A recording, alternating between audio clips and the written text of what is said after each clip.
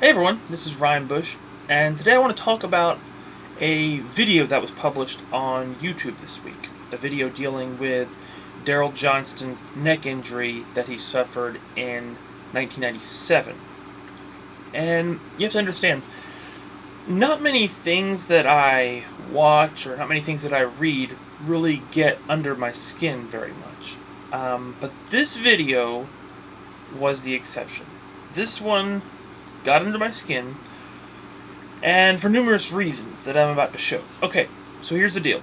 Daryl Johnston's neck injury. He suffered that injury in the 6th game of the 1997 season against Washington on Monday Night Football. Coming out of the game, he lands on the injury report early the next week for the next game against the Jaguars. And according to the guy in this video. Okay, this channel, his channel is called Official Jaguar Gator 9, and he had 40,000 subscribers, and he puts out a lot of videos dealing with the history of pro football.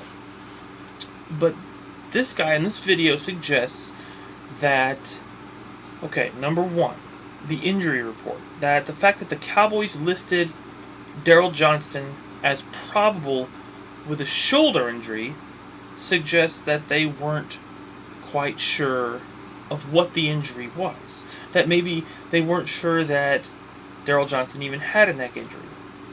Okay, just stop it right there. First of all, we have to understand that even today, when there are rules against it, even today, but especially 25 years ago, in 1997, it was common for teams to fudge the truth a little bit on the injury report concerning the star players.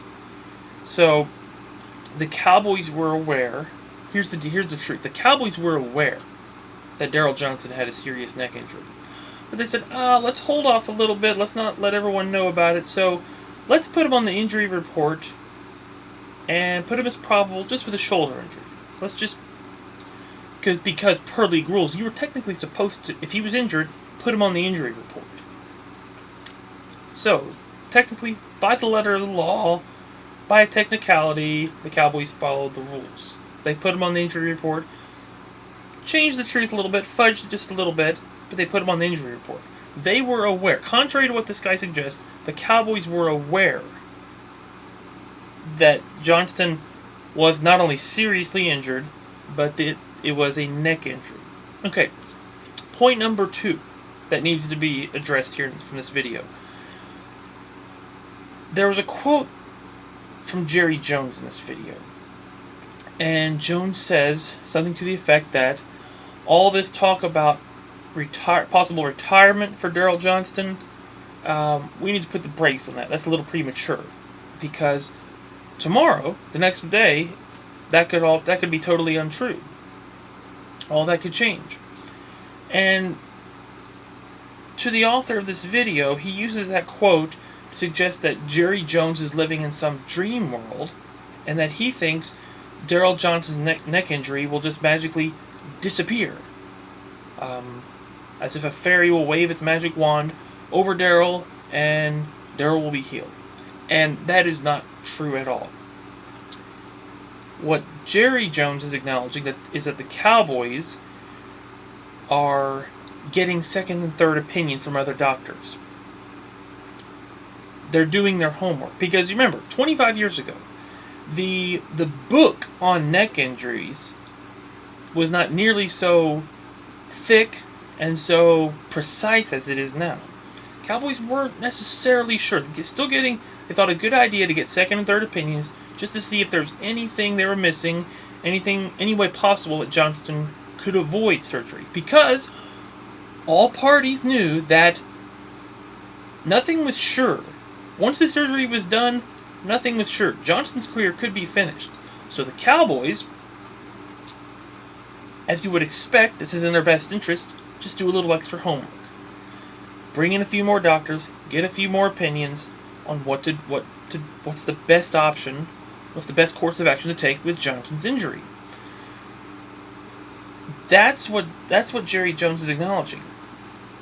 tomorrow they may get an opinion from a doctor, and all that serious talk about Johnston's career possibly ending could be gone. That's what he's saying. He's not living in some dream world. He's not expecting Johnston to wake up and be miraculously healed. That's not what he's talking about. And this context of the Cowboys getting second and third opinions is acknowledged in this video. Yet when it comes to what Jerry Jones says, we take it out and we just blow it way out of context. That doesn't work. Okay, that just doesn't work. I know we like to make, I can do a good rep job on Jerry Jones any day of the week and not feel 1 ounce of guilt about it. But I try not to take it completely out of context like this gentleman did here in this video. Now, in one other point, there was an article, and he puts it on the screen, very briefly I might add, but there's an article, I'm assuming from one of the Dallas papers, either the Dallas Morning News or the Star-Telegram, but an article that talks about the fact that the Cowboys were not aware of the fact that Daryl Johnston decided to have surgery. Okay.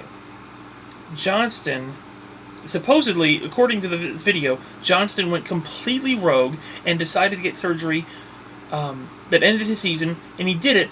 He went behind the Cowboys' back without their knowing. First of all, if you read the article that was put up there, if you read it, it says that the Cowboys had already given Johnston permission to get surgery if he so chose. The decision was up to him. Okay, now, secondly, this is important, because it's a very distinct and a very real possibility here. It could be that it says in the article that Johnston had scheduled surgery for, I believe it was Thursday, October 31st. It was scheduled. Now, the Cowboys, it's a tentative surgery, because if the Cowboys get enough second and third opinions that say, from other doctors, that say the Cowboys, that Johnston doesn't need to get surgery, that it can be avoided, then the surgery that is scheduled will not take place. So the Cowboys are living under the hope, they're operating, hoping that surgery can be avoided. So technically, there is no surgery, in their world, that's technically been scheduled. That's how they're operating. So it's very possible that they knew something had been scheduled, but hey, it's not set in stone yet. So this idea that Johnston went rogue and that he didn't tell the team, it's completely false. This whole story, this whole video, this is what gets me. This entire video makes up something out of thin air. If you listen to this video, which I encourage you to do, I'm leaving a link below down below in the description of the video. But this whole video is a farce. It's made up. It pulls things out of context. It stretches things way out of proportion, and it makes Daryl Johnston look like somebody who just went maverick and decided to save his career, and it makes Jerry Jones look like a complete idiot. Now, we know Jerry Jones is an idiot, but we don't need to give him credit where it's not due. We don't need to pull things so far out of proportion that it makes him look like completely and utterly, eternally delusional. Jerry said something, but it's not saying, he didn't say what the guy says he said in the video. And, it makes the Cowboys look so incompetent, which there was a lot of things going on in 1997. But there was nothing they bungled about the situation. It's an unfortunate situation that Johnston had a serious neck injury. It was his decision. And one other thing, in this video near the end, the author suggests that Johnston, by going behind the Cowboys' back and getting surgery, probably shouldn't have done that. And things just didn't work out, and that was the reason that Johnston never was the same after it. Even suggesting that is ridiculous. Okay? I mean, it's because it's not true. Whether Johnston got the surgery or not, behind the Cowboys' back, or he did it.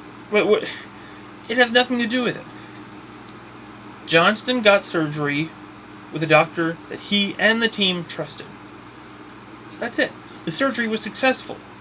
The fact that Johnston never was the same player after the surgery, has nothing to do with whether or not he